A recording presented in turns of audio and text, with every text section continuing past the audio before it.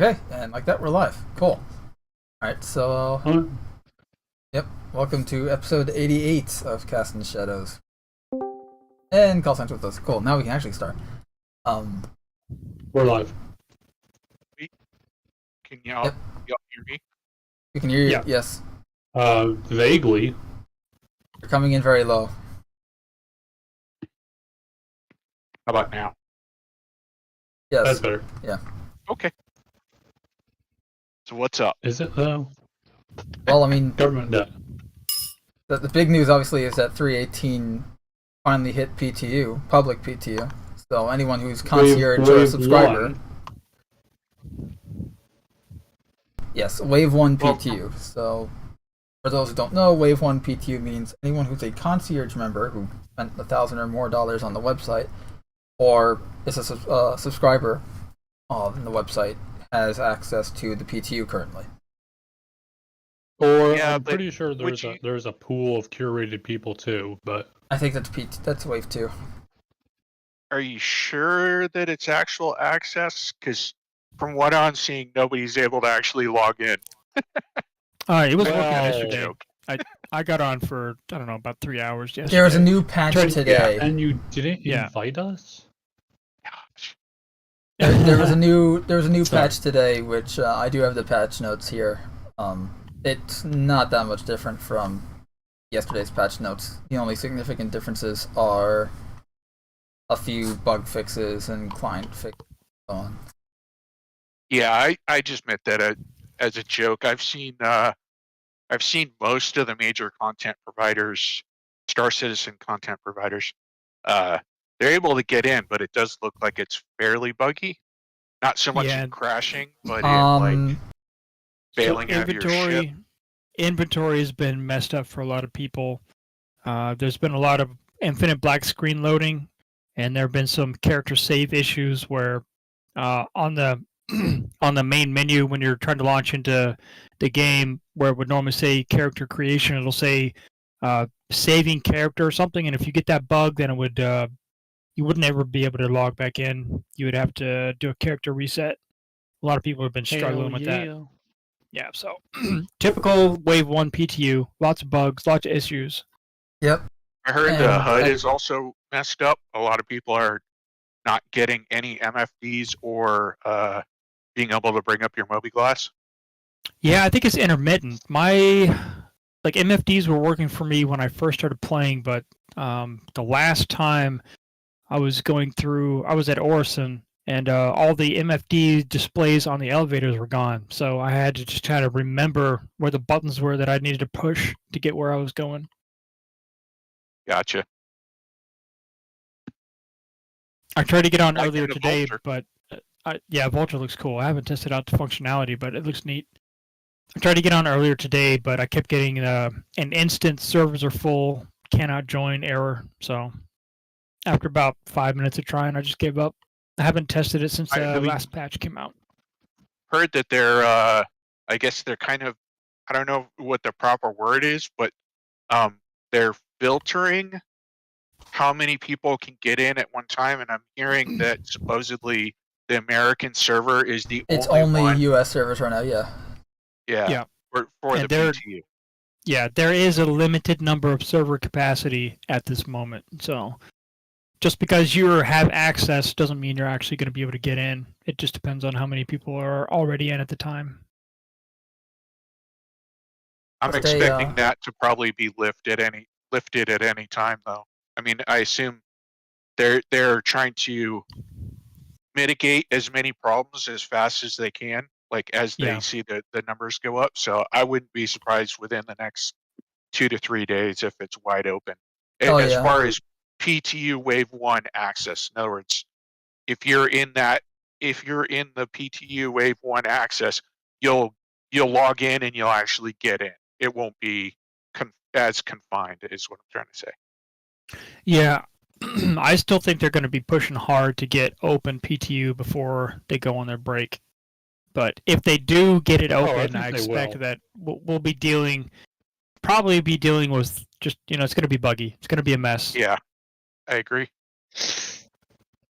I was surprised. Well, I think we kind of discussed it, which was if they brought it out this early, it was going to be a buggy mess. Yep. But I like what I'm seeing. Despite the bugs, I like seeing the progress. I'm glad they're getting it out there. I think it looks good for the company and the community.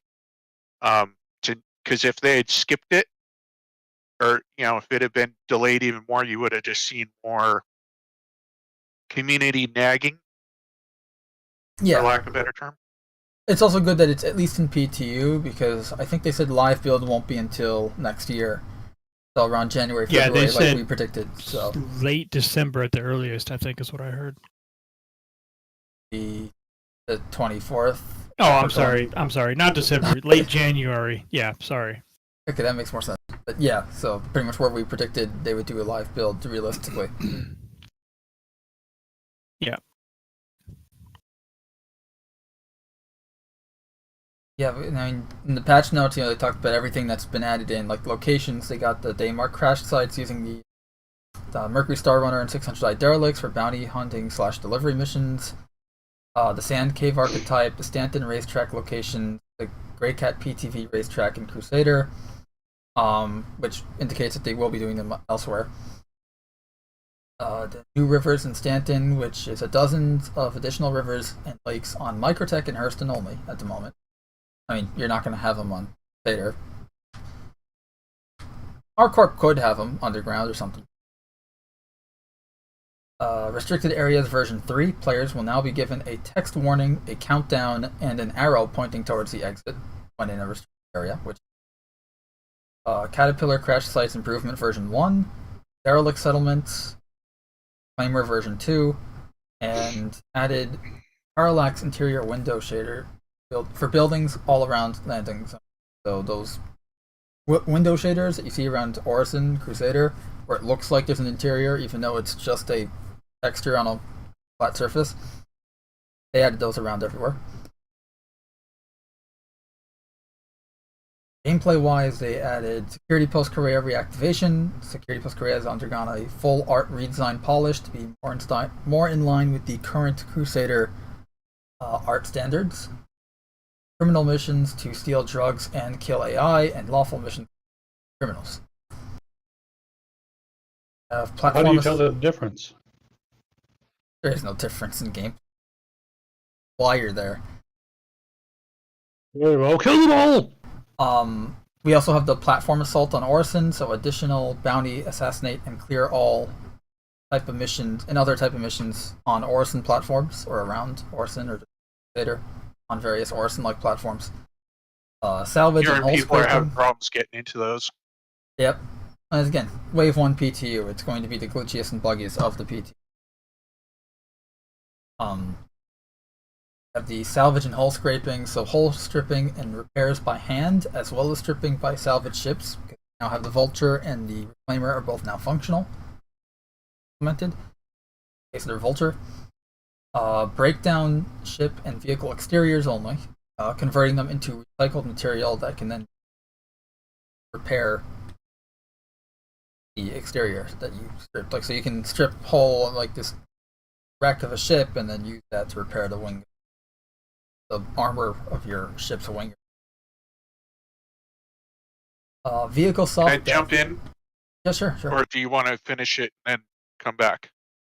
No, there's a few left here, so jump in. The one thing I'm not understanding, and I know this is going to sound like I'm nitpicking, but when it comes from what I've seen, how the Vulture works, number one is apparently you have to have a tractor beam multi-tool to be able to do more than one box, to move more than one box. So when you go out, you strip your hull. It makes a not a full SKU, but an eighth of a SKU box, big enough that you need a tractor beam to be able to move the box onto the actual cargo grid. So I think if you're going to make it mandatory to have that tool, that should come with the ship. There should be like a locker, with one, just like that's built into it, if that makes sense.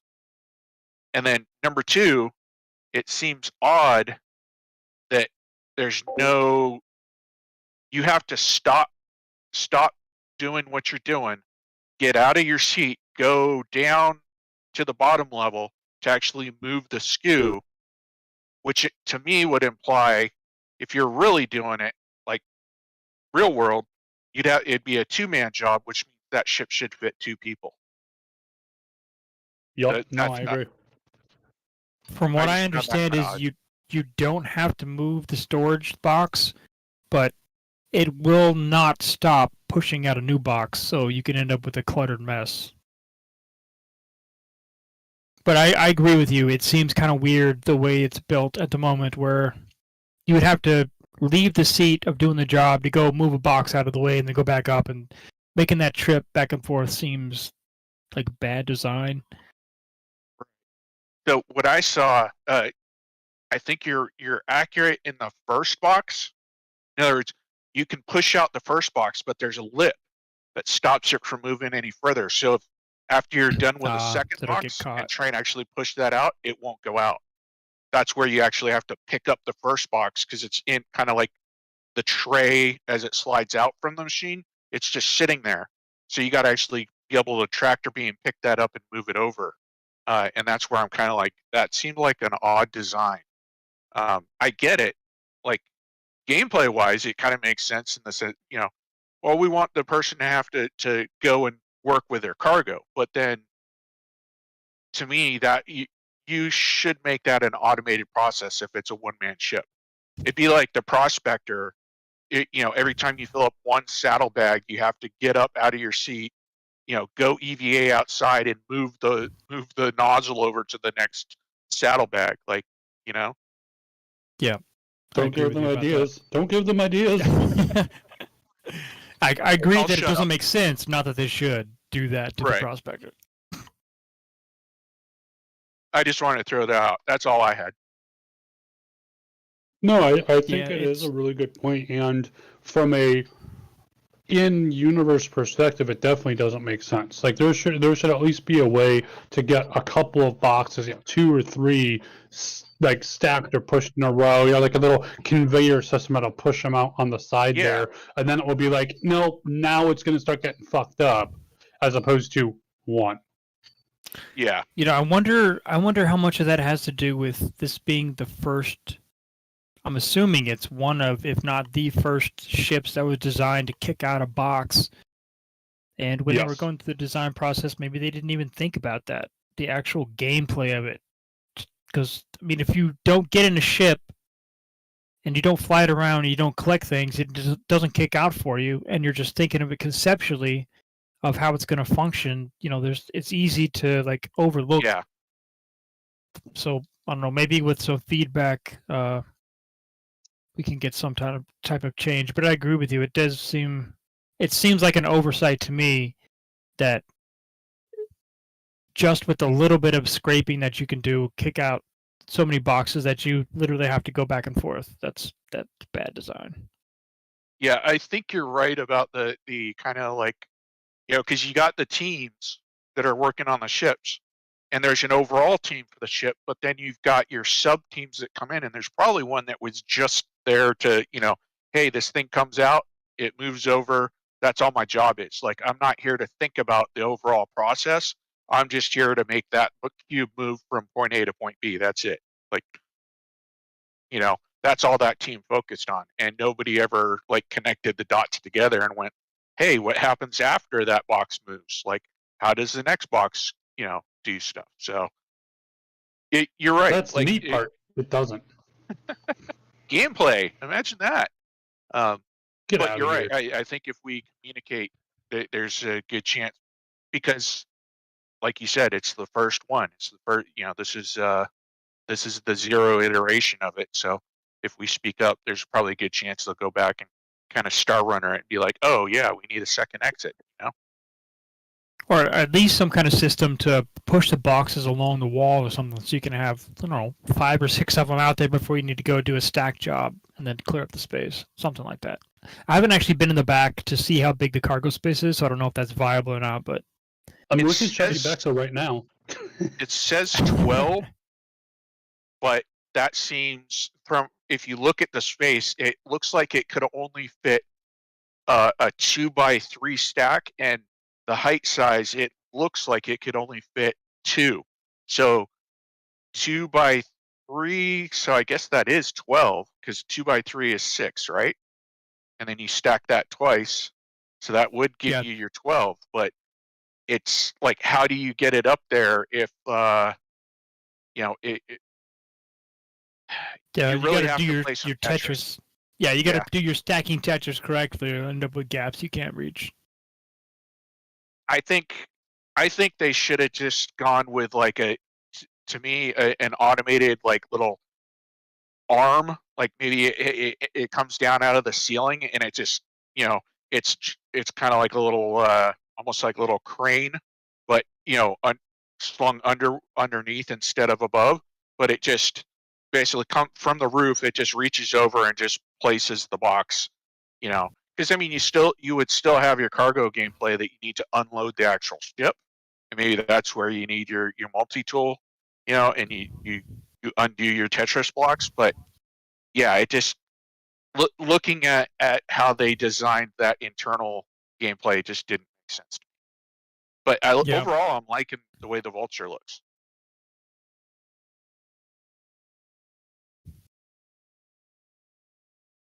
That's all I got. All right, Mando, I got 2 minutes. What's next? Just in time. I just came back and you guys finished your rabbit hole. Oh, there were more than just rabbits down there. Cool. We got the salvage hull stuff. Oh, they also implemented the multi-tool for attachment for the salvage multi-tool attachment. Vehicle soft death. Instead of instantly exploding, vehicles will be put into a power down state, which allows players to board it. I obviously haven't been in, so anyone tried that? I have not seen it work yet. Yep, I've not seen it either. The people that I talk and play with, you know, they're racers, so generally when they blow up, it's because they're hitting a wall at 300 meters a second. Not a lot of room for soft death there. Only hard death. Yep, only hard death. Sandbox prison activities. Got a new suite of missions and activities to earn merits or escape. They filled prison that was filled with emergent population of prison guards and lootable civilian prisoners.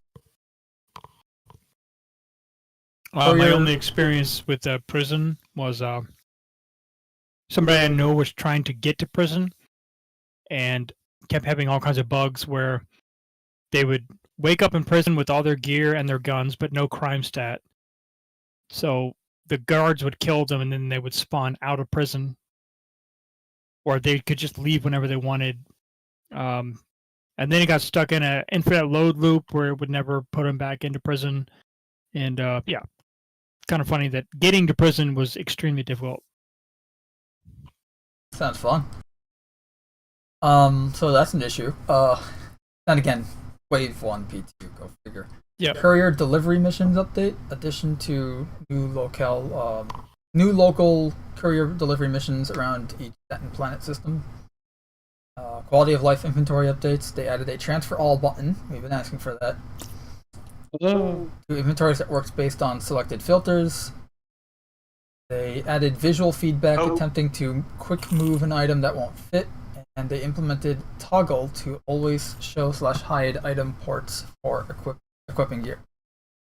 Also, it looks like they're showing there's now a way, like if you have a backpack in your inventory, if you have an item that's meant to hold anything, if you click on it, you can actually see what's inside the item while looking in your inventory, if that makes sense. Oh, without having to right click and open, because you used to be able to do that. Yeah, you can do that still in the P. We also finally, gameplay-wise, law system improvements. Crime Step 1 and 2 are no longer punishable by death, and instead allow players to pay them off with a fine. Then obviously, Vulture was implemented. Core tech, persistent entity streaming. finally now, at least first iteration, right, tier 0. Making use of services such as entity graph and replication layer. This will allow every dynamic object in the game to fully persist across all servers. NPC loadout updates for the AI, and updated Gen 12 rendering. Asked to use building blocks tech instead of Flash. That's it. Real quick before I get out of here, I'll share my little bit of experience. I didn't really do much. I went to Orison to do the PTV racing, and the track is a lot of fun. I've got one critique about it with some lights that are inside the tunnel on the ground, and your wheels can hit it and flip you. Not good, but other than that, the track is great. The PTV vehicle by itself, it's pretty bad. Just the way it handles, like the auto brake when you let off the gas makes it jerk forward and the back end slide out, so it can be very difficult to control. But other than that, track is good. It's lacking music. It doesn't have any music in there at all, so I think they missed an opportunity there. Maybe they just didn't have time to get a track made for it, or an audio track made for it. But otherwise, the PTV racing, I'm looking forward to that. It's going to be great.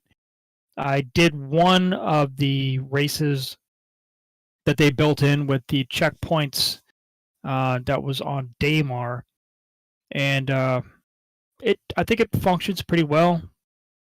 It's all right. You can actually make some decent money if you're quick. And right now, just in PTU, when the full game, or when it goes to PU, this will probably change a little bit. But right now with the PU, you can just take the mission, do a lap, get some money, then do it over, and just keep going over and over and over. I don't know how that'll get bounced later on, but right now it's looking pretty good. Looking forward to the way it works in the future. So I didn't actually do this, but Splin, who is one of the fastest people in racing right now, I was making, I don't know, like 86K an hour or something like that. Dang, okay. So, I mean, it's not the highest earning anywhere, but, you know, it's decent. It is actually making money racing, so, yeah. Enough to get you your starter kit. Yeah. I'm just curious. Has anyone heard anything about the I don't know what its technical name was, but I'm calling it the trucker run. Was supposedly, I don't know if it's 318 or they're talking about later on, but I heard something about them you being able to take a mission where you're basically hauling boxes. It basically it's actual cargo hauling, so you're not actually buying it. Courier missions. Yeah. Is that what that is? I think that's new courier missions. It's okay. It's exactly what you're talking about. You're just transferring a larger quantity of freight from point A to point B, but you don't pay for the freight. It's something you pick up and you drop off. But it's more like you're hauling a tractor trailer worth of gear or, you know, material instead of just picking up a single box and dropping it.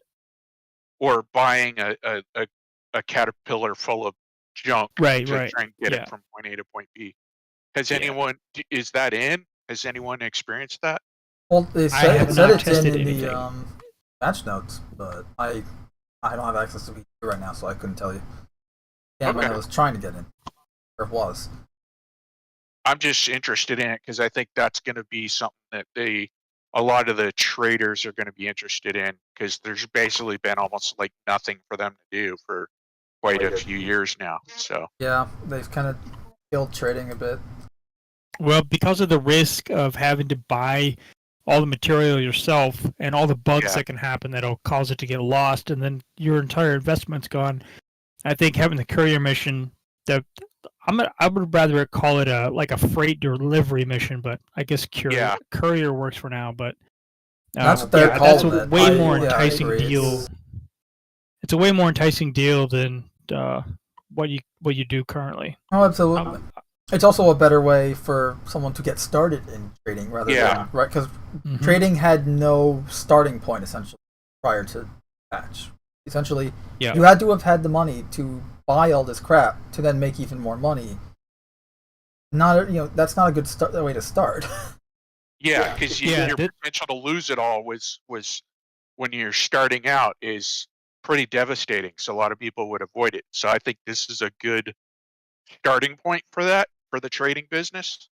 And on top of that, like the quantity of material you needed to move to make a profit, that's anything near Yeah, what you could make in doing other missions, meant you had to have one of the biggest ships possible, which Like a also meant Caterpillar you're or investing. Yeah, you're investing 800 to 4 million per run. That's a lot of money. That's potential loss. and So that's on top of the be- cost of the ship if you don't already have it. Yeah. So I'll be interested to see what size ship these courier missions. I imagine it'd probably be more in the mid class, but I would I'd be hope. interested to see some larger class missions also. Well, yeah, I'd like to see them scale them. So kind of like if you take the job, maybe it just automatically scales to whatever ship. I guess no, that doesn't work. or it would just Yeah, tell you ship what is ship ahead you of time. need or something, like, here's X Reputation based mission. would be better, I think. It would be interesting if they actually give you a ship. Haul it. Essentially, hey, we just need a pilot to haul this stuff. Maybe in the future, but for now, I think it makes more sense for you to use your own. It's just easier. Yeah, But I'm just saying. I I'm think trying it'd be to easy find it if realistically. they made it for starting off. This tier 0 or 1, however you want to look at it, iteration. If you take the mission, it just automatically sizes the mission to whatever ship you show up. That's waiting for like Tony Z stuff. That's not in yet. All right, gentlemen. I'm sorry I had to cut it so short today, but family, what are you gonna do? We'll remember it in the Yep. future. Yeah, right. All right. Don't worry, Happy it will be holidays. used against you. Yeah. Take care. Yeah, have fun. Okay, it's gone. We can talk about it. No, so the whole thing with the career missions or freight lining missions, whatever you want to call them, that it's probably because none of us are in yet, so we can't tell. But I imagine it's gonna be like it'll tell you what ship you need or something, or it's just gonna be for one type of ship, which is probably gonna be like the middle, like Cutlass Blacks, Free or Constellation type. Yeah, I just think they would get more data out of the community if they made it size to.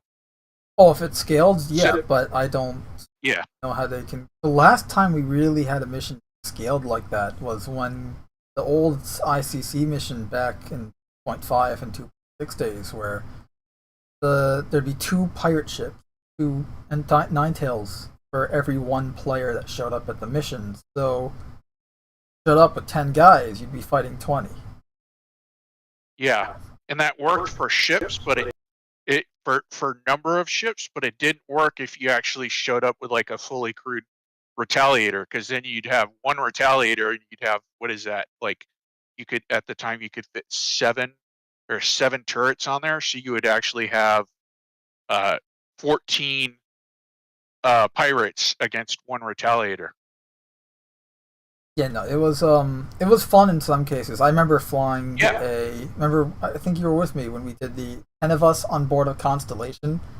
I was flying, and granted we only had 2 turrets and myself, but we managed to do just fine. Yeah, Survived. yeah, But There- then there's but then always- the Constellation hit a rock or something when we were EVA mission, and it did a death spiral. except for the one guy sitting at the beacon going, can someone pick me up? Yep. Yeah, On top but of the I people, think the whole reason I brought it up is I think that I know everyone's going to be interested in the hull scraping, and that'll generate data for CIG to look at, but I think that trading mission is going to be a kind of a sleeper for a lot of people, in the sense that you got all those traders who basically haven't been able to do anything, are really going to be interested in checking that out. I think that's going to draw in a lot of people who've been away from the game for a while. yeah, I think it's also just good to have more data on various things if you have them in testing time, might as well tell people about it. But again, we don't know. It's only been 2 days. Like today, I'm just surprised that it doesn't seem to get as much advertisement from CIG as, say, the hull scraping or some of the other features that they talk more about. Fair. That's That's just not my an opinion. answer for you. I do know that on the topic of people getting stranded and screwed over in space, JumpTown 2.0 will be starting after Luminalia. So Luminalia obviously started, was it last week? Weeks ago now? Sometime December. It's a in-universe, in-game holiday event, where it's essentially just Alien Space Hanukkah meets Christmas, and it lasts for 12 days. So it ends on Thursday? Yes, it ends on Thursday, the 22nd. And after that, on the 23rd, on Friday, we're going to have a series of JumpTown. JumpTown will be going from Friday, December 23rd, to Tuesday, January 3rd. The event starts at 11 a.m. every day for the few weeks. From what I've been reviewing from some of the other content providers, it looks like they've done a pretty major rework of JumpTown. But that's not the version that's going to be... Sorry? That's not the version of JumpTown that they're going to be using with this. Are you sure? Yeah. So if I can go to the... That's Cam's window. Okay. Here, so...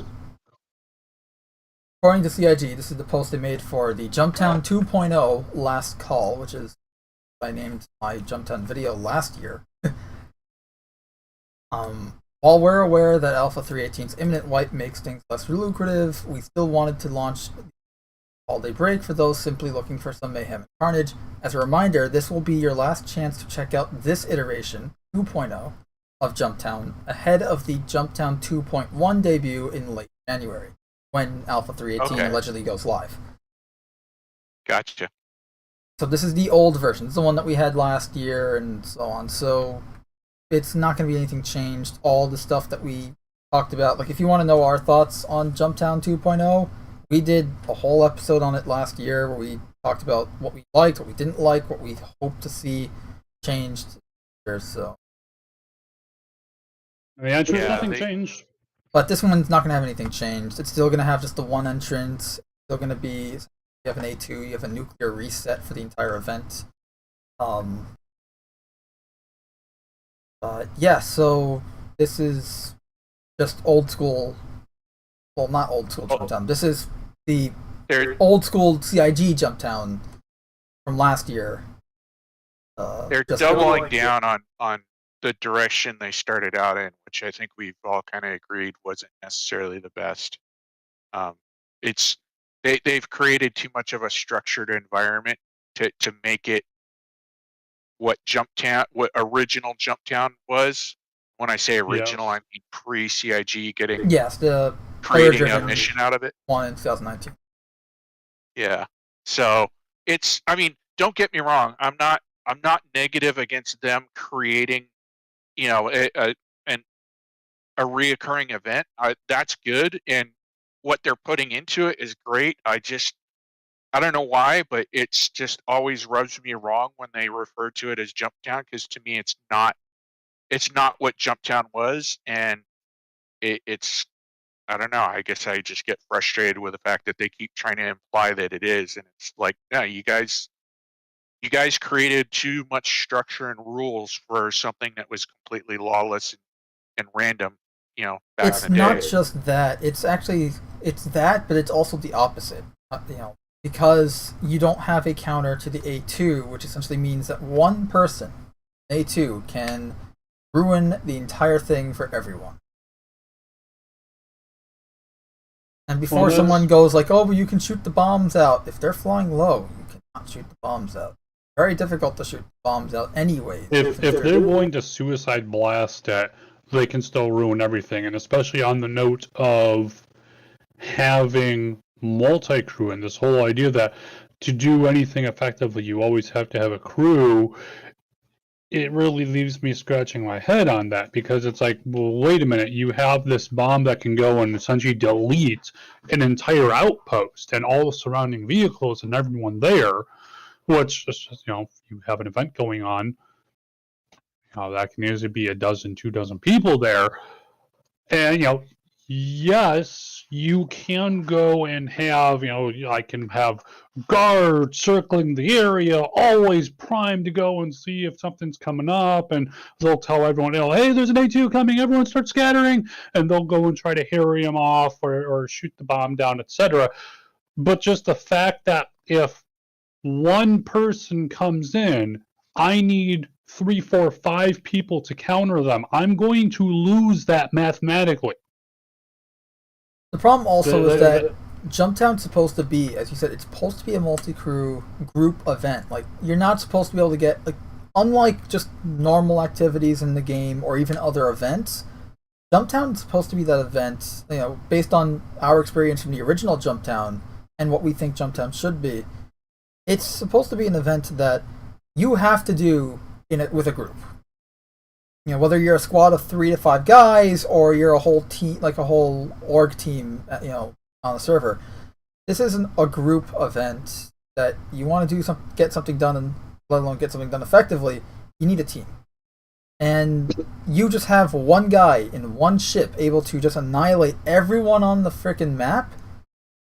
Literally, that breaks the entire thing. Now, Cam, I remember last year you talked about having like AI turrets that will just shoot missiles and bombs. Like, they're not actually going to target the ships. Yeah. Stuff like that, and you can like hack them to be friendly to you or not. Weapons.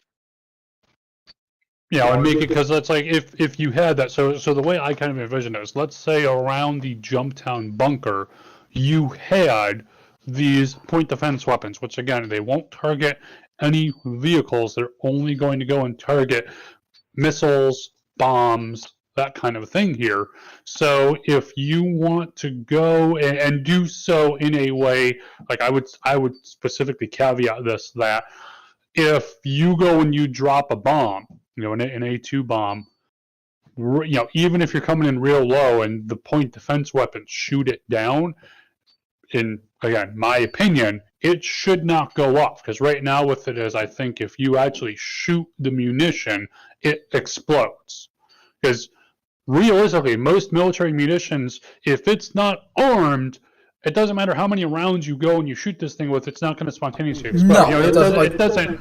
It's not good movie magic logic. No, like for frame of reference, if anyone's watched Mythbusters, you know, they shoot mostly because you don't want shit shit randomly explode. You know, especially if I'm a jet, let's say, you know, a modern jet fighter, and I'm cruising around and someone goes and shoots me up, I don't want all my munitions going, like, that's really bad. So just realistically, that doesn't happen. So person tries to drop an A2 bomb without taking out these turrets, whether that's by, maybe I'm going to come in and I'm going to be shooting them. You know, if I've got, for example, maybe I need an Ares to come in and start dive bombing the turrets here, and oh shit, now we're actually in I need at least 2 people now, or, you know, maybe it's your A2 shooting them, but, you know, let's say you have your Ares coming in and doing a single pass, and then your A2 tries to come in and drop the bomb while the turrets are still kind of fucked up. Sure. You know, or maybe you send a saboteur in because there's a terminal that you can go to and you hack it for a minute, and that'll go and disable the turrets for some amount of time here. And so, you know, hey, maybe if, you know, you're getting your boxes here, you've got a guard sitting in front of that terminal. Anyone so much as fucking looks at him the wrong way, bam!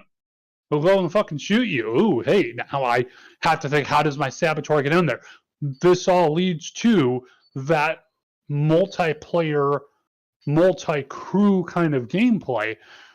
Whereas what we've got currently, yeah, unless I have 3, 4, or 5 people literally just sitting here, keeping their eyes on the horizon constantly for this one guy in an A2, you're fucked. Oh, there's 2 of them? Ah, shit. We're screwed. Unless you have about 10 people sitting here just to provide air defense coverage. It's ridiculous. The math does not add up with at least what we've got currently. And again, I know it's an alpha, but when they try to put this shit in as a playable event and pretend it is such, it's like, oh, wait a minute here. And I think, honestly, in terms of the Retaliator, similarly, hey, you've got, what is it, it's size 9 missiles. I honestly think the Retaliator should go and need a gunner to go and be able, so you have a pilot who just flies the ship and a gunner who just goes and primes and fires the missiles. The Eclipse would be the one place where that would get messy because obviously it's a single crew ship. You can't have multiple people doing it, but simple way of doing it, hey, if you're firing torpedoes as a pilot, I would be fine with them going, hey, if you want to fire a torpedo as a pilot, maybe even bombs. We can even throw bombs there, but if you want to fire bombs, torpedoes, so again, not missiles. We're not talking missiles. We're talking torpedoes, which are size 5 and above. If you want to go and fire those as a pilot, it's going to go and require you to stop, switch modes, and remain stationary until you fire the munition, what should take a good 10, 15 seconds. Well, that won't work in atmosphere. To go and emphasize that, hey, look, if you want to be doing this solo, you can. You're going to be at risk, just as, if you're a cargo trader and you try to fly solo, you're at risk because you don't have those turret gunners, right? Flip that around. Look, if you want to be dropping these heavy munitions without bringing a crew, you're at risk. And on the note of the Eclipse with this, the Eclipse is supposed to be a stealth bomber. If you're coming in already detected, you've lost, to my mind. I don't think they should stop moving because honestly, if you're in atmosphere and you stop moving, eventually when it would still let you hover, but it won't like turn your engines off. But it won't let you keep dogfighting and maneuvering while you're firing this if you are both the pilot and the bombardier. Or realistically, the put you on autopilot so you're flat, dumb, and happy. Yeah, flying straight line. Yeah. No. You don't even get to keep flying forward. I would caveat to say, if you switch, you can hover, and that's it. You aren't moving forward. You aren't moving backward. So you are a sitting fucking duck if you are doing it solo. I think that's a little too restrictive, but that's just my opinion. It promotes, though, when you think about it, though, if I am, realistically, if I'm bringing heavy munitions, for example, a modern-day bomber.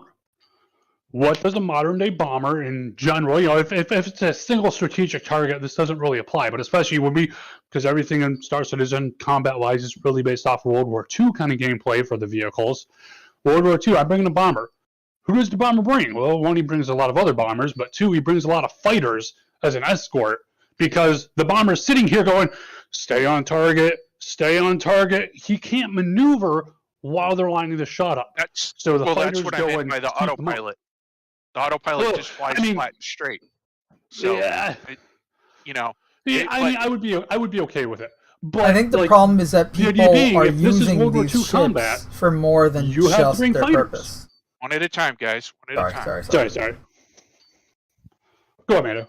I was gonna say, I think the problem is that people are using, the Eclipse is a bomber. It's not a fighter. Yes, it has guns for defensive capabilities, but it shouldn't be used as a fighter. The problem now is we're going by how the ships are right now, which, granted, is how else are we supposed to do it? But the problem with that is this is not a ship that you should be using as a fighter in a dogfighting situation. It should be something where, the mission is to fly over this base or fly to this target. There's a escort being shipped from planet X to planet Y. You have to intercept and bomb them with the Eclipse, right? You have that Eclipse just flying to intercept and bomb, but that's all it's doing. It's not going to be engaging in dogfighting and swerving and then trying to bomb it while it's doing all this. No, it's just trying to get there, aim straight, aim true, fire bomb, keep the bomb targeted, and then get the boom. fuck out. And on further thought, I do agree with the that it can keep moving forward, but that's it's kind of locked in its trajectory while you're in bombing mode. I on further thought, no, I do agree with that, but it's like, yeah, you're going to be World War II bomber. You have to stay on target. It's not because the problem is with a lot of these large weapon ships is I grab one or two people and all of a sudden it's an I win button. I shove a size 9 torpedo up someone's ass, and I can do that with a single ship and a single pilot. Yes, you can go and try to run away from it or dodge it, but if that missile hits, game over. Yeah. The problem I have with it, I agree with that, especially with the Retaliator's concerns, because the Retaliator to me was always a really cool ship as a crew ship. The problem I have with it right now is, as you said, just one person in it can dominate battle right now, because just one missile will blow up pretty much anything, or one torpedo. I mean, sorry. Like, I hear people, a lot of new players join. I always help them out where I can, and you always have people like, struggling to make money, whatever, doing combat, trying to get the hang of it, and people are like, "Oh, just do the ERTs or whatever," and it's like, that's not as easy for everyone to do, especially when they don't have a Retaliator, or they can't just one-shot their way to every tier of that mission.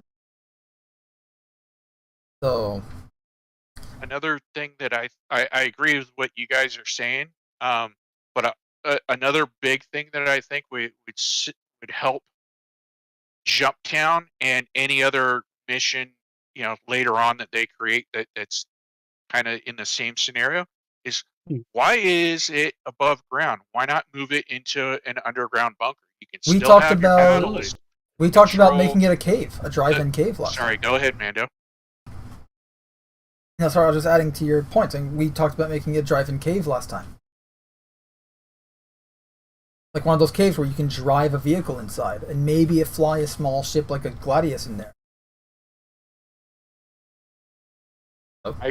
Personally, I don't think you should be able to fly or drive anything in. I think, because looking at where they're going with it, maybe not in its current iteration, although I think with how they set up some of the barricades, it still shows their thinking, which is, you got to fight your way in. So to me, to solve the problem that you guys are talking about, where, somebody flies a ship in and just decimates the whole area, move it into a bunker. You still got to fight to control the access point, but once you got your team inside, that big bomber doesn't have the same effect. It might still cause problems externally, but you still got, you're still able to control. Your team has taken over the base. Your team is still able to control it. Other teams can still try and come in and get down there with you. And maybe the battle is still going on with the bombers up above, but to me, it actually allows more gameplay if you move it underground and don't allow vehicles into that.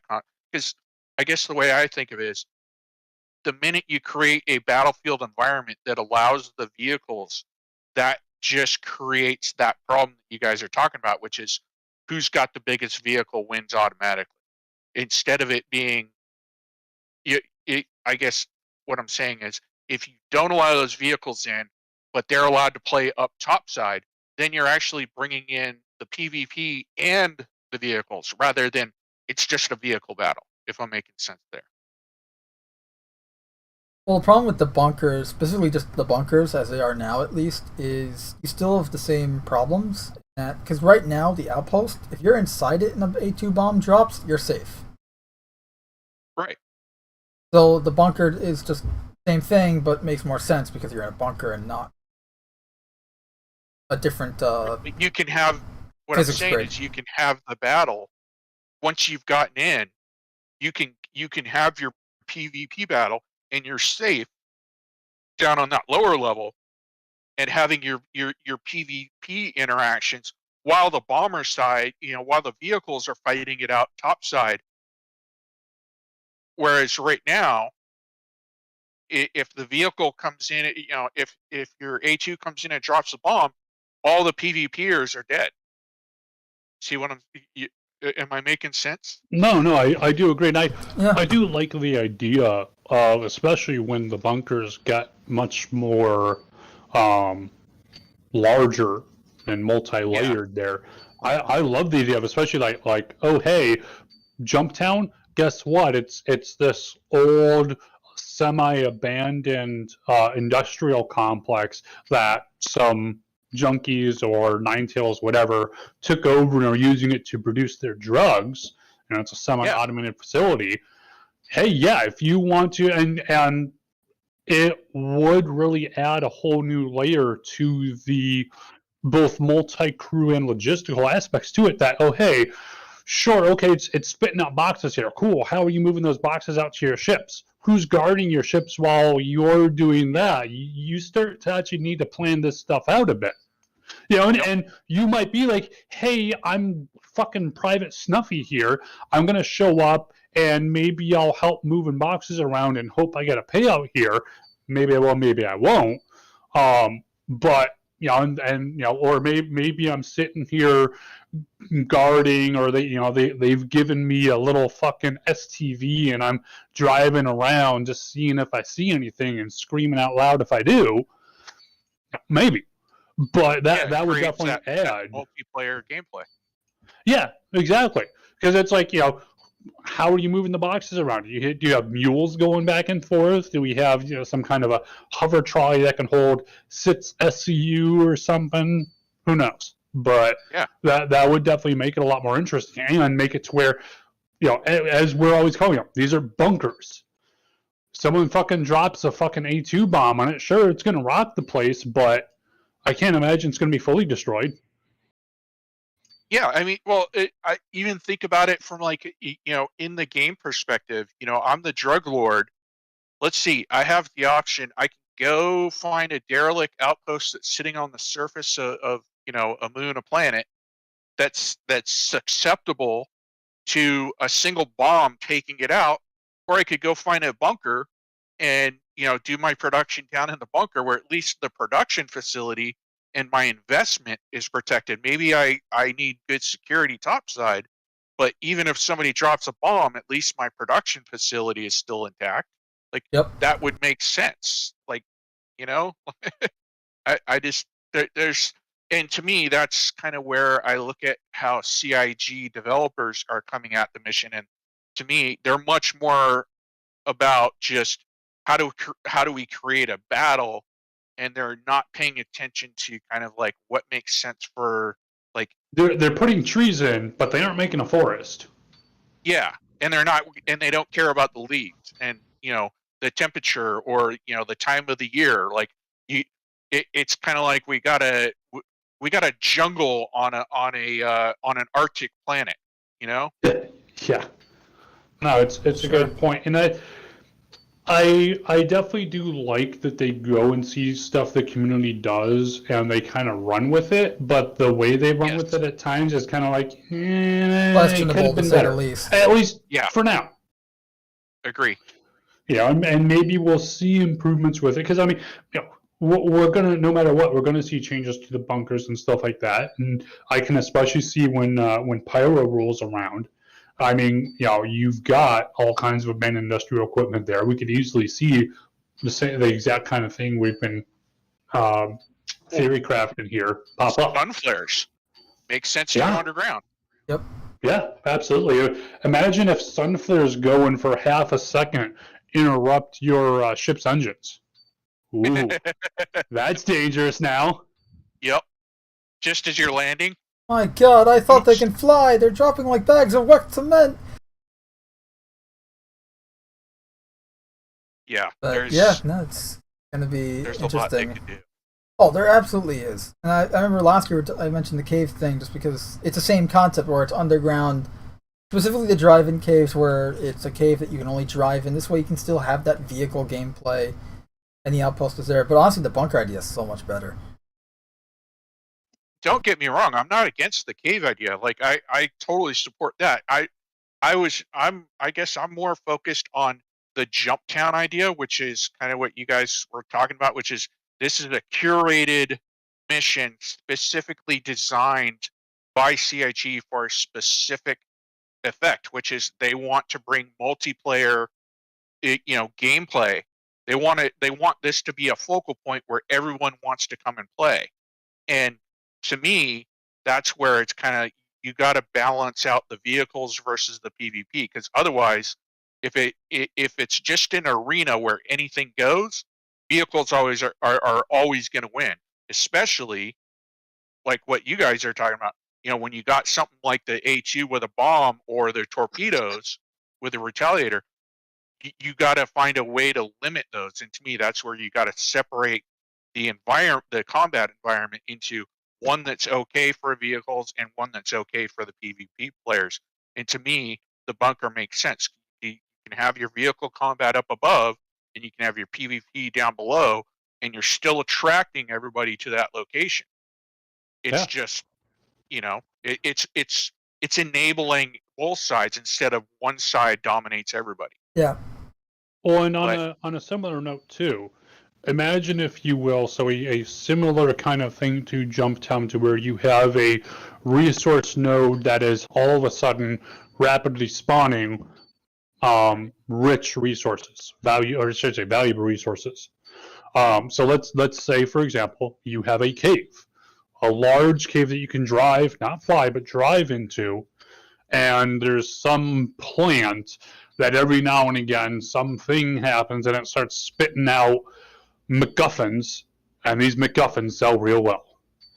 Yeah, diamonds. If you can only drive in there or be walking around in there, hey, all those fucking Ursa rovers, even Nova tanks, now you've got a reason to do that. But even with the Nova tank, if I go and get 3, 4, or 5 buddies, all of us have rocket launchers or railguns, and we hit that thing, we've got a decent chance of at the very least hurting that thing. It's not something you're going to do alone, but it goes and it changes the whole balance there. Yeah, I almost see caves as a way of limiting. You want to separate the PvP from the vehicles. Well, caves are a great way to separate the vehicles. Separate your aerial vehicles from your ground vehicles. So now here's an environment specifically for the people who want the ground vehicle combat experience, and I think that's a good thing. I'd love to see that. Yeah. I want to see missions that kind of are tailored to each. I don't know what the proper word is, but like community play style. Yeah. So I'd love to see missions that are specific to PvP. I'd like to see missions that are specific to like what we're saying about JumpTown, everything, and ones that are just about ground vehicles and ones that are just about space battle. Like, where is my outer space in 0G JumpTown?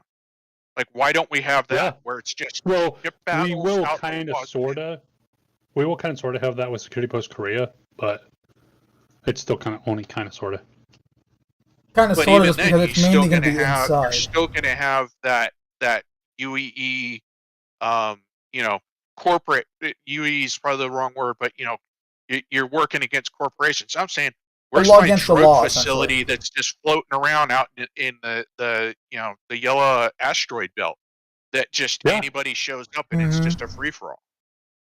Yeah, like some hollowed out asteroid base similar to Grimhex, but this is just like somewhere elsewhere in the yellow asteroid belt, where it's like, here's just a drug manufacturing facility. Small little asteroid, it's all EVA or whatever. Yeah. So I'd like to see that variety. Go for it, Cam. I was just going to say, one issue I also have with the community, and I've rambled on this before, but I'll ramble on it again, is the whole PvE versus PvP. And it seems quite often when you do have PvP combat, like for example, you have the Ninetales lockdown event. which by its nature is very much, at least on the criminal side, the entire aspect of it is to go and destroy the Terrapin scouts and destroy the allies, the other players that are escorting them.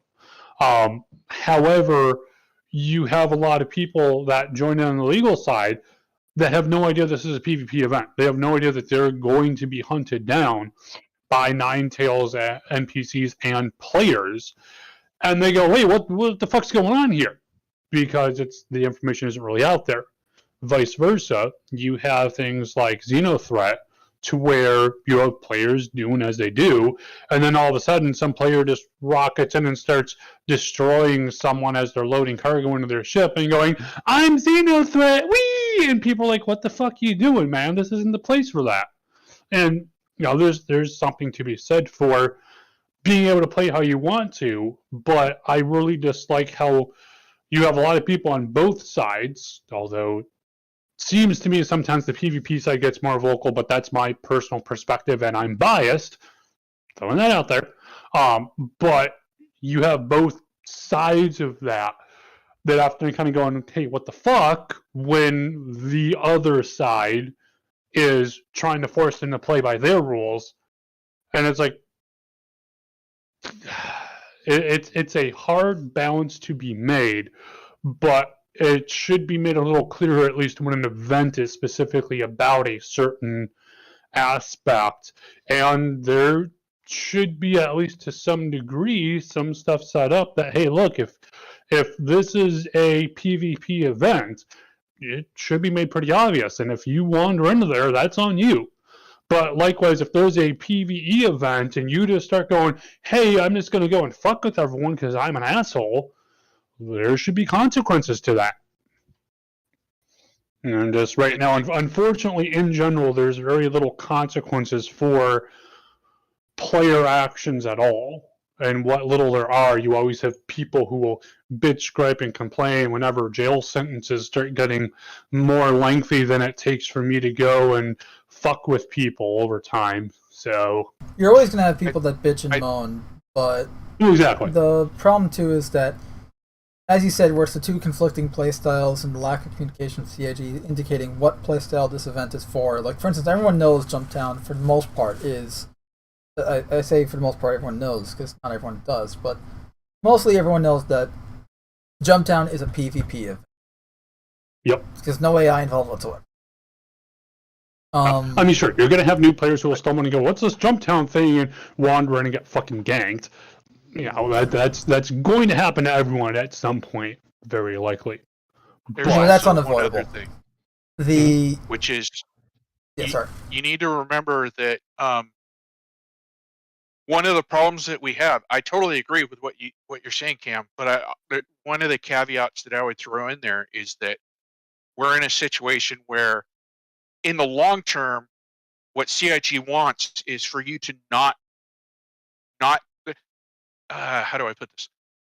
For you not to know whether it's PvP or PvE, in the sense that they want the AI to be good enough that it may fool some people into not knowing whether they're going into PvP or PvE. But we know that's their long-term goal, but we know that it's not there. But they're not doing anything about it yet. And along with that, they're not saying anything about it. And that's what I think is also creating part of the problem. If they were to say, hey, just come out and say it, like, long term, this is what we want, but we know we're not there, so pull your jets, guys. I think that would help kind of not solve, but ameliorate, whatever the word is. Ameliorize? Part of the community's problem with it right now. But it's right now it is a problem, absolutely. But I think that's their long-term goal, is for you to just not know. No, I do agree. Unfortunately, there's been a lot of stuff that CIG have communicated over the years, and then they won't touch on things. And the problem is, we as a community don't know if that either means everything is as exactly as we've said it, and we're just working on it still, or hey, we've actually completely changed it up. It's something completely different to what we had thought it was going to be before, but we haven't communicated any of that change or growth over time with it. And you as the community have no fucking clue. Yeah. How could both we? of these before. Or we've just completely we're not even going that route anymore. We're not even thinking about it. Yeah. Exactly. And we take as the master community, modes. We don't know. Like take master Sounds modes. like We talked you're about it talking last about week. communication. Yeah, exactly. And part of my slight, that little naggy voice in the back of my head, part of my worry is that they know, oh, hey, if we announce X or Y change or Z thing or whatever the case might be, that people are going to be super pissed, and so they're holding off until it's kind of like too late, so to speak. Absolutely. They need to bite the bullet, but they're not willing to do that. Yeah.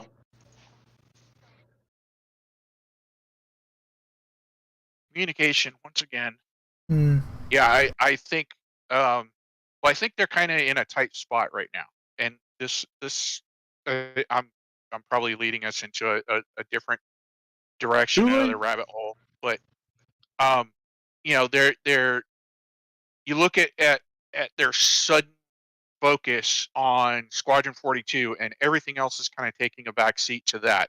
But they need ships to make money, and the only way that ships make money is if the PU exists and has a place for people to mess around, and suppose they sell this dream of the ship, and so people can get in the PU and continue their dream.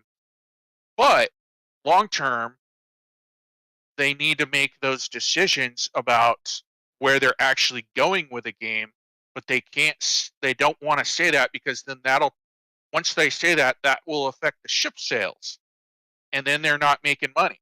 So it's kind of one of the they're in a catch-22 where they can't say what their actual intent is for fear of pissing off a part of the community and losing that revenue stream. Because once they say, we're going to be PvP, or we're only going to be, we're focused towards PvE, inevitably there's going to be a portion of the community that throws their hands up and walks away from the game. It's as stupid as it may sound. There's going to be those people, and there's going to be that group that just walks away. And so that's, in the way that they're thinking about, that's lost revenue right now. So that's why they won't do it. But I think they should. No, I fully agree. I think they should too, and especially when their whole shtick for so long has been communication, communication, communication. Okay, where's the communication? Yeah. You mean the lack thereof? Exactly. And anyone who argues that they're more transparent, I would disagree and point towards, look at the number of shows and the amount of video time in those shows that we had over the past 10 years, and prove to me that we have not seen a consistent decline in the communication that came out of those shows. I mean, we went from almost a show every day of 5 days a week to now we're down that some lasted up to an hour long. So essentially you're looking at, like, at least, I think in its smallest, most widespread format, you're looking at like probably close to 5 hours of content at one time per week coming out of the show. Now we're down to essentially about 1 hour, and I would say 45 minutes of that hour is a show that's dedicated to nothing to do with the actual progress of the game. It's to do with, let's sit around and bullshit and draw art design that's not going to go anywhere, or things like that. So essentially it's fluff and filler. Yeah, it's fluff. So to me, we're seeing a consistent drawdown in that communication. Long story short, so it's frustrating. I'm totally with you guys. Like, CIG needs to communicate. What's your intent? Getting off my box. Thanks for listening. No, Good I box. fully agree, and I do think that they kind of either need to shit or get off the pot here with some of this stuff, because it's like, look, you know, there's, I mean, even just the whole, is this a PvP game that has PvE elements? Is this a PvE game that has PvP elements?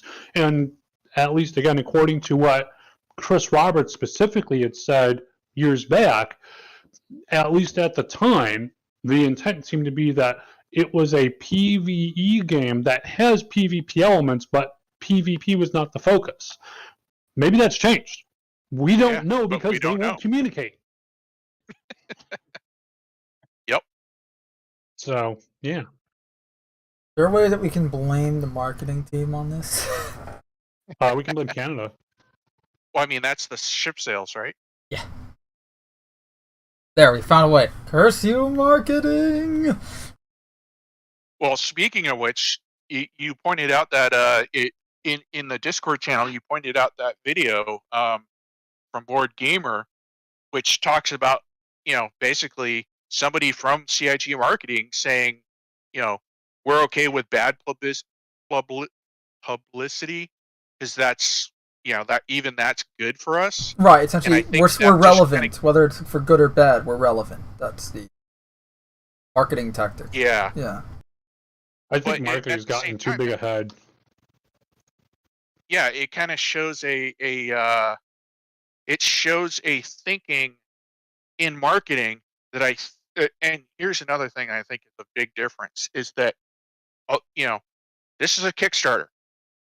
99% of the people who joined, well, I can't say 99, but a large majority of the people who joined understood it as a Kickstarter. In other words, this wasn't a live service game. Is this a AAA game? I don't know if that's that right. People, or just a game? This is a Kickstarter crowdfunded project that's still in development, and a lot of people that have backed the project understood that. But marketing doesn't seem to get that. Yeah, marketing seems to think that it's a AAA private company game, and I guess that's kind of where I'm trying to get at. Yeah. No, I don't think they think of it as a public. I think that most AAA game companies are public companies, not like publicly traded companies, not private companies. Whereas CIG is okay. Well, what I'm trying to say is, most AAA studios don't communicate with the public until the game comes out. Like, there's no input from the public for how the game, what is the game going to be? What are the mechanics going to be in the game? How is the game going to play? All that kind of stuff. You get maybe like 3 trailers, one being a teaser cinematic, and the other 2 showing some gameplay, something, and then that's it. And then you get the game. Whereas CIG, the whole point of this was open development. We are going to be there every step of the way with them. That was what we were sold on, essentially, along with everything else that they're doing. And to me, the marketing team doesn't want to recognize that or doesn't understand the difference. And to me, both answers, either way you go, is a bad answer. It's concerning indeed for the marketing team. Yeah, because my first thought when I heard about the whole, with that video, they're talking about, they want the relevancy, right? It doesn't matter if it's good news or bad news. They want the news to be out there so people are aware of them, so that they're relevant. Like that's typical AAA marketing right there, and it usually always is bad, but it gets them to be known, and right, like that's how many times has some EA controversy or whatever come out, or Ubisoft or Activision Blizzard, and it's always bad news, but hey, they're relevant now because they're being talked about and they're being in the public domain, the public space. People are talking about them in the public square and all that stuff. There's no. Whereas CIG usually are more quiet unless something they have worth announcing, but marketing seems to be no, announce it anyways. Like that's concerning.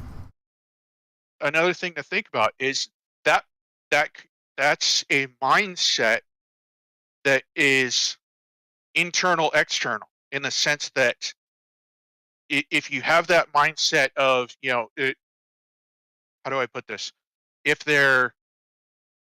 any news makes us relevant, works if you're a team trying to spread your word to a larger outside group, but what that shows is that they're not thinking about the actual community itself, because Correct. Only their they appearance. need to be, they need to, they're more worried about the outside appearance than they are the inside appearance, and they're not recognizing that it's the inside group that's funding this thing. Right. They're worried about is getting more people to come join the group. So in other words, they don't care about what the group thinks. They just want outsiders to come join. And to me, that's kind of what I call like a business spreadsheet mentality, which is, I'll equate it to, like, think about it like supermarkets. There's somebody at the corporate level that has a spreadsheet, and they realize that if they do X, it's going to increase their, the one little block on their spreadsheet by 0.01 cent. So they go, well, spread out amongst all my stores, this will bring in this net profit.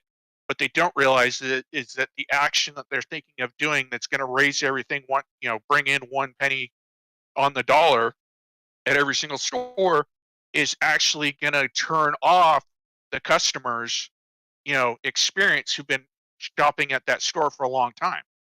And that person at that bureaucratic level sells this idea and has all this data and charts to show how this is going to be beneficial. And that's where you end up walking around the store playing hide and seek because they move the product every fucking 2 days. And that creates an uptick in people buying other things, but they never actually buy the thing that they're looking for, kind of a mentality. Like, Yeah, that's no, what I agree. I'm getting at. Mm. It's kind of that they're not thinking about the community is the down and dirty of that. Sorry for taking so long. No, you're right. I agree. Judge, we have the time to fill. No, you're absolutely right, and that's the problem too. Is like, I hate to say this just because it sounds so conceited, but we are kind of the investors in this, and we're as you said, we're funding this project. We want to know, like, but we're being, I don't want to say ignored, but we're not being prioritized. That becomes an issue. I think we are being ignored. I think we're at least by marketing we're being ignored. I don't want to say ignored over because CIG is not ignoring us. It's just the marketing. Yeah, no, I'm talking specifically about marketing here. I'm not talking about CIG. It's I think marketing doesn't give a flying rat's ass about how the PTU is being perceived by the community. I think their only concern is any negativity getting out to the press and getting outside of the CIG community. Then they're concerned with it. But if the internal community thinks it absolutely sucks, they don't care. The thing too is, going back to the whole relevant, they want the relevancy, whether it's good news or bad news. It means that people are talking about them, which they're relevant. Like, the comic book industry does this a lot in the last decade because comic books are shit these days. So any news about the comic books people are talking about, that means, oh, we're relevant now. We're going to make some money, even if it's like we made X character something they never were before, so that we get people to be all whatever, start controversy. But with CIG and the marketing team specifically here, it's concerning because the whole reason why, again, it was the open development. It was the fact that it's a crowdfunded project. It's not this AAA live service, same bullshit type of stuff that we normally see in the gaming industry. And the marketing team treats it like that. Like, you look at all the trailers for each new patch that they do now, right? Why do you have a trailer for a patch in the first fucking place? That's one thing. Yeah. But also the fact that you look at the actual trailers themselves, and for instance, I'm going to ignore the ship commercials just because the ship commercials are supposed to be flashy and shit. They're supposed to be in-universe commercials to get you to buy this ship, like in-universe, like, lore-wise. These are lore things as well as things for the ships that CIG makes on the website, so I can ignore that. Because those things will be timeless, when the game's out or not, and in the future you can watch those and go like, oh, this is like that old commercial for this ship. It's like that old Honda commercial from back in 08 or whatever. I mean, no one's watching car commercials, but at least here they're entertaining. How do you know? You're right, I don't know. Someone's wasting their time watching car commercials. Point being is, with the patch commercials though, like, I can understand it for the sake of... No, okay, screw that. The only reason the patch the trailers exist is to get non-Star Citizen backers, right? People outside the community to be aware of the new patch and to show them what's in it. But the problem is they're not accurate. They're not accurate, and a better way to do it would be like a inside Star Citizen, like old school Around the Verse type of deal, where it's like, okay, this episode is going to be all about this patch because this patch just drops today or whatever, right? Like, even if it doesn't drop on the day that the Thursday show would drop, say it drops on, Tuesday, whatever. You make a video for that patch that's in the same vein, like, where here's a developer update, we just released this, it has this, this, and this, and it's in that same vein of they talk about what the patch has, what you can do, and the both that kind of back end tech wise, where they talk about the behind the scenes tech as well as the actual gameplay itself, because this is what this is. Like, when you see a video like that, you go, okay, this is a developer update. This is people talking about a game that's not finished. They're talking about the recent build and what progress they've made, rather than a trailer. They try to pass it off as essentially the game is finished to some degree. Now, obviously, I don't think anyone's actually believing that, because Star Citizen's biggest controversy is the whole it's never going to be done. But just the idea of they're making these trailers for the game when there is no game yet is concerning. And the way that marketing does treat Star Citizen like it's a AAA title that has... that needs trailers and cinematics and all this stuff. Like, are they cool? Yes, but they're not appropriate at the moment. Well, they're kind of duplicitous, is how I think of it. Yeah. Which is, they're disingenuous, and I'm worried that in the long term, that creates a bad taste for new people showing up, and is counterproductive. Whereas, like you said, if they handled it in more of a kind of like, hey, here's a show that's dedicated to this latest patch, that is much better for being honest, I guess is the word I'm looking for. Yeah. About what expectations the player should have. And I guess that's the biggest thing. It's just setting realistic expectations, and marketing is definitely not concerned with that. No, it does not seem that way. Especially when first we got someone in the chat waving. Hello, Jake N. But yeah, you're absolutely right with that. And I remember, was it yesterday or 2 days ago, I was telling someone in our Discord server just joined through the Spectrum guide system that I'm a guide on, and they just installed the game when they contacted me for help and getting to get into the game, their first new player, first time playing and all that. And a lot of the times I find myself having to tell people, hey, before you get into this, know what you're getting into. This is not a finished game. This is a in development project, still in the alpha stages, all that stuff. And the fact that we have to tell them that because of how CIG's marketing team doesn't. Absolutely. What are you typing? It's just saying, I gotta bail out here, guys. I apologize, but I got something that just came up. All right. I gotta run, but happy holidays, good talk, and I'll see you guys next week. Yep. Watch out. All right. Here. See you. Yeah, we can rant on about the marketing all freaking week if need be. I mean, because like the patch trailer stuff is a little absurd, especially when they come off like, here's the next Halo, game trailer or some other big mega game franchise or something. You know what I mean? Not appropriate. Duplicitous, as Palestine said. I agree. They need to be more honest. That was the whole thing. Open development, right? Where the backers, devs, get to communicate more. So there's definitely some issues, and the marketing team definitely have some.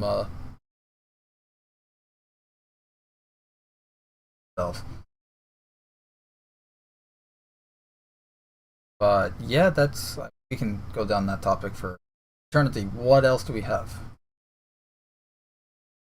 What else happened this week? 318 if we want to talk about it.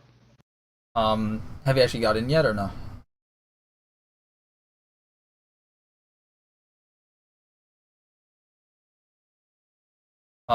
Jake in chat's asking us, it has been 9 months since I hopped into the Star Citizen world. Are there anything new for me to check out if I install it now?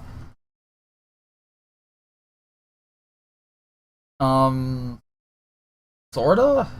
I'm just trying to remember, what was the patch 9 months ago? Was it still 3.17?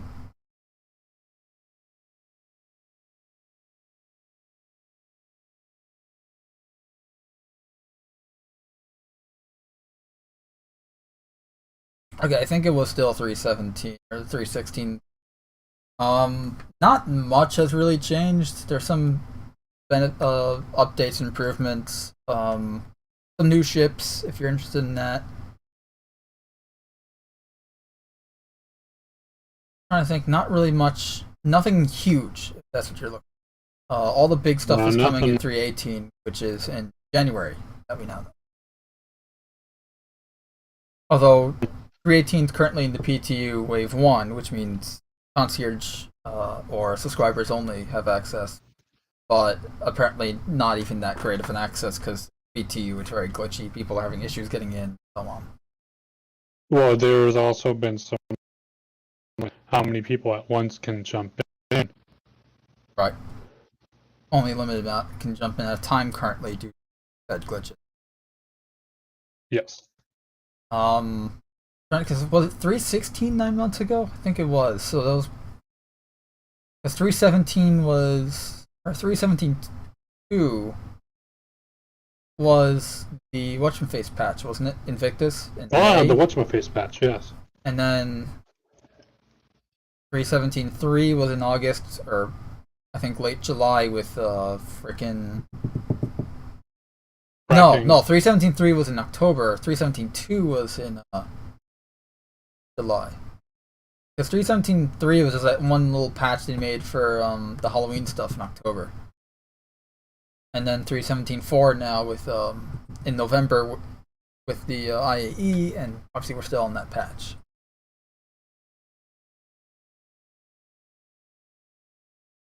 Been a very weird year for Star Citizen.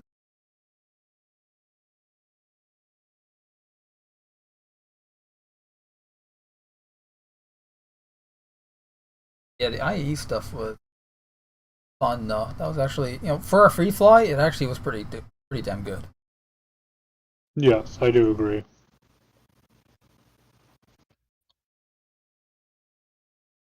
Minimal issues. That's what they want you to think.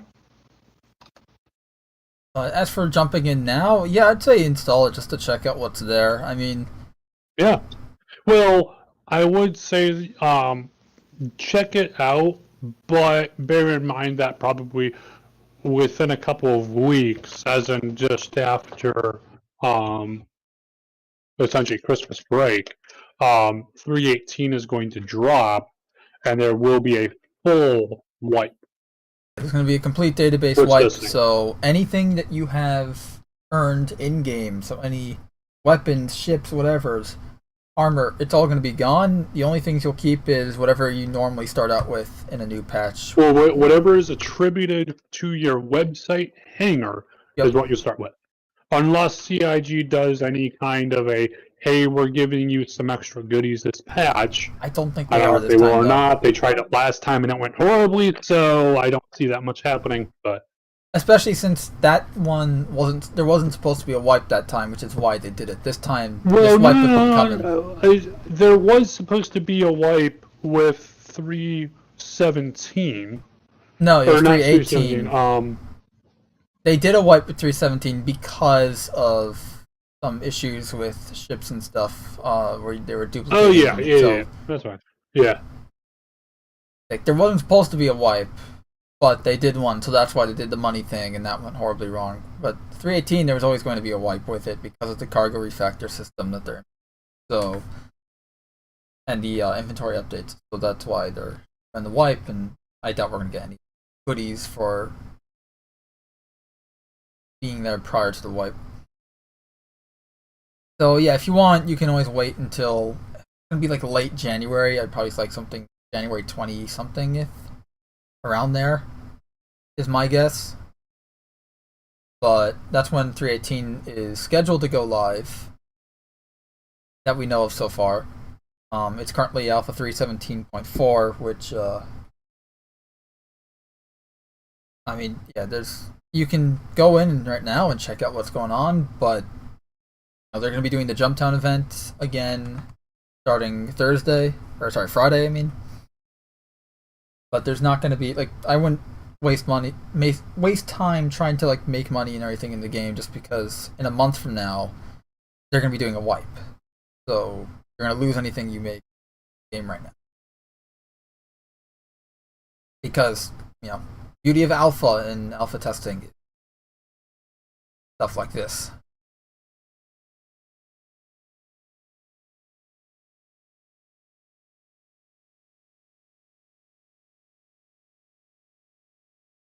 Yeah, I think that's it. I think we're done for all the news stuff. I mean, there was the year-end review. I didn't even want. I kind of skimmed through it. The Inside Star Citizen last week. I did not watch it, I don't think. It's pretty much just what happened this year. Well, we already know that because we covered it throughout the year. Stuff happened, amazingly. Yeah, I mean, well, the Siege of Orson was really the big one in IAE last month. Did we even have a Xeno threat this year, or was it last year? No, we did. We had it a couple times. It was way earlier this year. Okay. The months of December 2021 and like March 2022 have all blurred into like one time span. Anything that happened then is technically last year.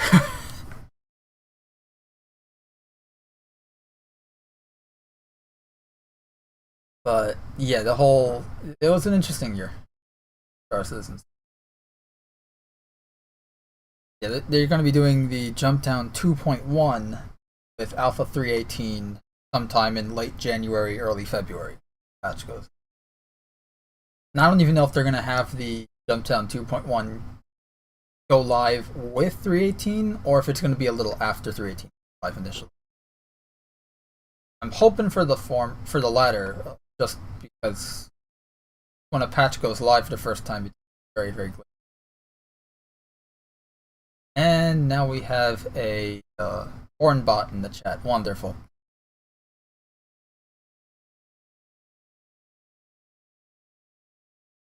You gotta see the name of this one. That's kind of fun.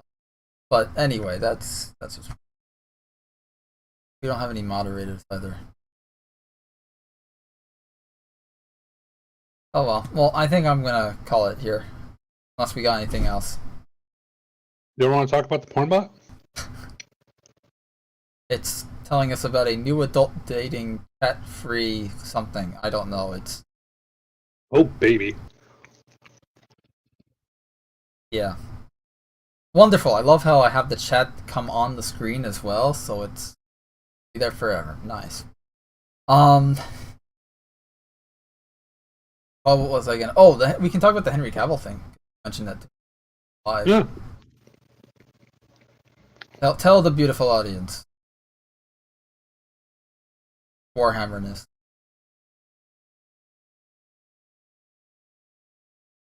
Yeah. You caught me as I was munching beef jerky. So, dramatic pause. You mean chewing? For those pause. of you who have been following Hollywood, I don't know for the life of you why, but for those of you that have been following Hollywood, you might have heard that recently Henry Cavill had announced, well, you probably heard a couple months back that Henry Cavill was pretty much stepping away, i.e. really being pressured off by the writers of The Witcher, because they want to go and take off in their fucking fantasy fan fiction land.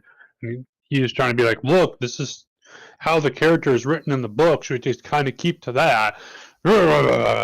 So pretty much after season 3, which is the next upcoming one, Henry Cavill is being replaced by another actor. I think it's Liam Hemsworth or something. Yeah, Liam Hemsworth. I believe. Either way, replacing your main character 4 seasons in, kind of silly, but whatever. He had then announced that he was going to be returning to Superman.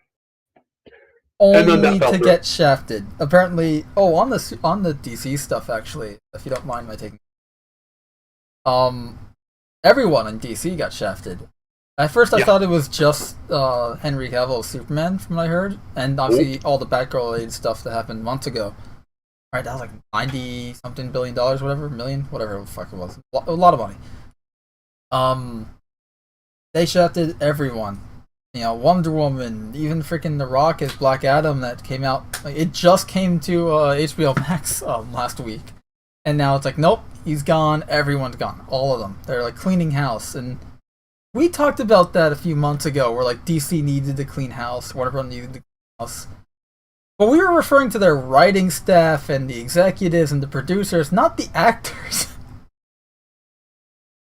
Although, to be fair, some of the actors they do need to get rid of. Like the crazy guy that's playing the Flash, and they canceled that. Oh, absolutely.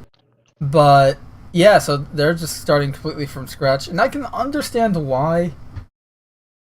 And I know this isn't gaming news, but like I understand why they're getting rid of all those guys.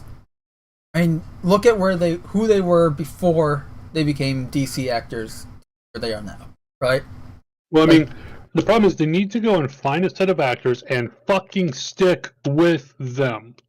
Do what Marvel's doing. Yeah. Go long term, not fucking 1 or 2 years and we got tired of you.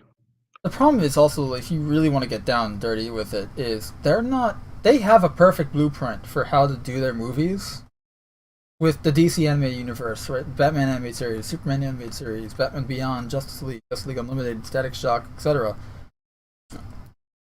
You know, they could just follow that blueprint made by Bruce Timm and Paul Dini all those years ago. But they're not. It's suffering for it. And I said, they're not able to stick to an actor. The fact that they have this, bat craze for all the Batman stuff that isn't actually Batman. If you notice, like in recent years, we've seen a lot of Batman-related content. None of it's actually Batman, save for maybe one movie in the last. Correct. It's all random side shit. And that's fine for like cartoons and stuff like that. But for the movies, it's interesting. Although personally, I think Batman would work better as like a detective-style TV series. That's a different. No, issue. Absolutely. Something like Columbo. Batman is supposed to be a detective. Yep. Not solving everything by punching people, but the problem is though, at least so it would seem, with a lot of these writers, all they can fathom is punch stuff. I mean, you see Superman. What does he do? He punches stuff. It's like, oh, we need Superman. Why? So we can punch stuff harder. What? Yeah, I mean, the problem that's also all is... they can ever fucking do. Well, I was saying it before is why I understand they removed the actors is they have, Henry Cavill, Gal Gadot, all the, with the exception of The Rock and Ben Affleck. They were all relatively unknown until they played, these big name superheroes. Now they're household names. But the problem is DC and Warner Brothers have been so inefficient with using them and just making products, let alone good ones, that now they're the actors that they made into big names are much more costly to use. Probably trying to cut costs, so they're trying to clean house and hire cheaper, newer actors, which again is unfortunate, especially in the case of Henry Cavill, I feel, because I think he could have been a really good Superman if he had better writing. No, absolutely. They wanted a, I don't even know what the fuck they wanted. Something fucking weird. But essentially what it came was, and I think Henry Cavill as an actor is at least decent, but they wanted very much this this non-human. They wanted someone that was apart from humanity. Like when I was wanted watching, to have a space Jesus. That's pretty much what they turned Superman. yeah, into, literally. Man No, of Steel. honestly, that's a good way of putting it. Like, and you see this in a lot of the Zack Snyder imagery. You had this very religious, at least like imagery wise, there was a religious bent to a lot of it, a very messianic appearance to it. It just had me just sitting there going, what? It's weird because Superman's supposed to be like one of the most human members of the Justice League, and here you're portraying him as this like outsider god-like. He is the heart of the Justice League. If Batman is the brain, Superman is the heart. But it's just weird. Try getting some fucking Holly weird writer to figure that one out. Yeah. And we're just talking about bad writing and poor decision making. We didn't get into the whole like, well, now they're using these properties as platforms to push their own stories, if not even their own ideology, which is a whole different matter. Yep. Which is why I was glad to hear that Henry Cavill's working on as producer of the Warhammer thing and not just an actor. Granted, Yes. that's I'm not a huge Warhammer guy, so I have no idea what any of this really means. I mean, You know, to be they fair, get there, the but- Warhammer universe in general is very much Muddled and over the Grimdark top. That much bullshit. I know. Yeah. It's But- like how bad can you think it gets? Great. Now we're gonna make it worse. It should be interesting, but as a good friend of mine would always say, what can possibly go wrong? Exactly.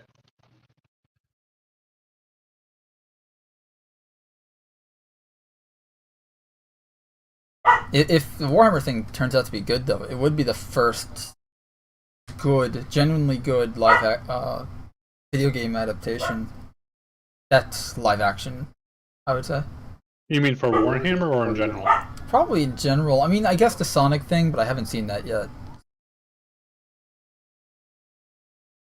I can't say in general because you have all the Cyberpunk stuff and even Halo Legends back in 9 and various other external media stuff for various video games. So those are all good. But Were they? Were they? yeah. But It's a lie. It's oh, a that reminds lie, me they're doing it's that a stupid lie. Fallout show still. Gee. I haven't heard anything new on the Fallout show, but that should be either a hot like mess I waiting to said, happen, or My opinion is, until proven otherwise, it's utter fucking shit. yeah, it's If I Amazon, get so go proven figure. otherwise, excellent.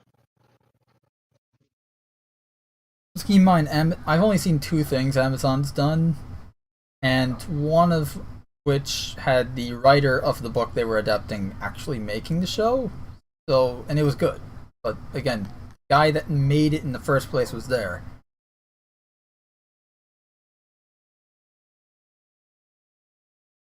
I'm referring to Reacher, of course. Reacher, barely know her. I'll get to.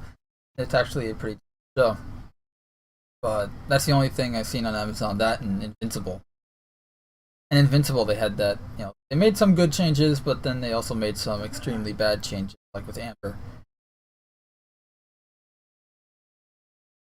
Anyway, yeah, the whole thing with the Witcher stuff, that sucks with Henry Cavill, and obviously now he's getting shafted super. But at least he's got the Warhammer thing, which can hopefully be good. And not just be another franchise to get to bite the bullet in regards to adaptations.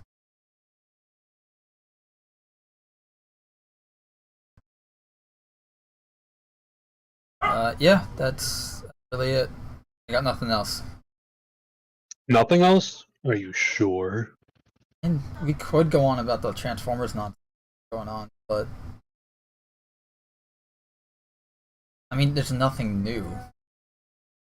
Essentially, Unless that's what they want you to anything think. regarding the Bayformers that you like in years prior, it's the same shit here, except now it's another movie.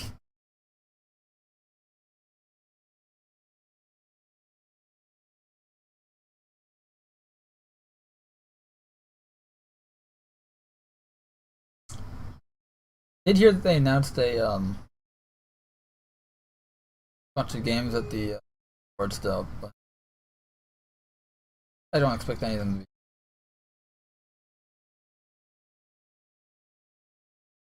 Yeah, that's it. I think we're done. No more Star Citizen news and no more anything else gaming related. Off the top of my head. What about the bottom of your head?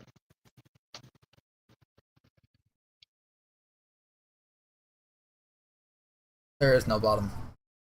Bottomless pit.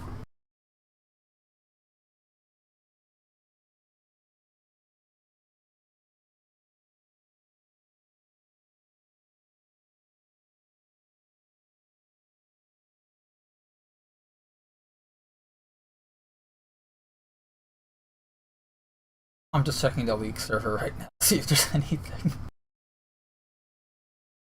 Nope, just the schedule for JumpTown. Which, yay! Yeah, I mean, we just went on a whole thing about it, but for those that are still who are not JumpTown, like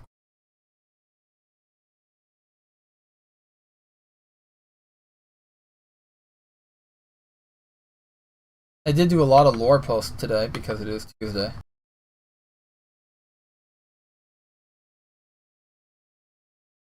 That's alright, well, I think that's it. Shall we say Ba-da-ba-ba-ba. gone?